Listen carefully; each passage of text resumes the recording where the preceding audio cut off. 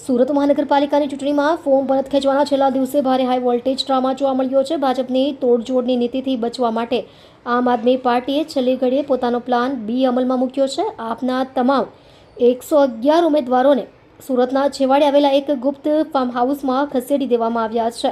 બપોરે 3 વાગ્યાની ડેડલાઇન પૂરી ન થાય ત્યાં સુધી તમામના ફોન સ્વિચ ઓફ કરી દેવાયા હોવાની ચર્ચા છે. ભવ્ય ફાર્મ હાઉસના એસી બેન્ક્વેટ હોલમાં ઉમેદવારોને જોઈતી હાઈફાઈ સુવિધા આપવામાં આવી છે. એસી બેન્ક્વેટ હોલની અંદર સોફા, કુલર અને બપોરે જમવામાં ફાડા લાપસી, બે શાક, દાળ, ભાત, છાશ, પાપડ અને ખમણની વ્યવસ્થા છે. આપના તેના તમામ ઉમેદવારોને સાંજ સુધી બહાર નીકળવા દેશે નહીં, જેથી ફાર્મ હાઉસના ગેટ પાસે જ ભાજપ નેતાના ઇનોવા સાથે ચક્કરના સીસીટીવી સામે આવ્યા છે. સુરત મનપા વોર્ડ નંબર 18ના આપના ગૌતમ પટેલની સામે લડી રહેલા દિનેશ રાજ પુરોહિત પોતાની ઇનોવા કાર લઈને પહોંચ્યા હતા.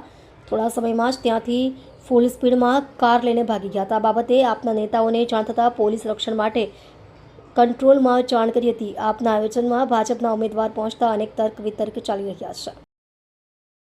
हमारी गाड़ी क्या आती है? क्या रखाया था?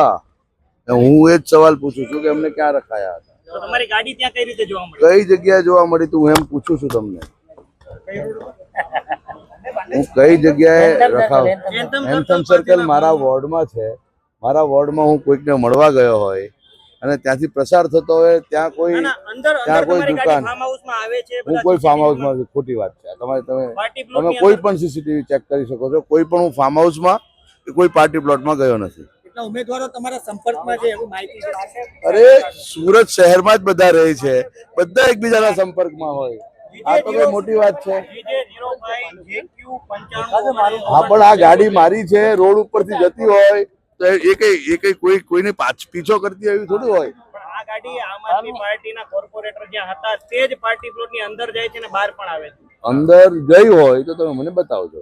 આ સીસીટીવી છે, આ સીસીટીવી છે, તમારી ગાડી અંદર જઈ રહી છે. બતાવો ને તમે મને. ભાઈ આ જરા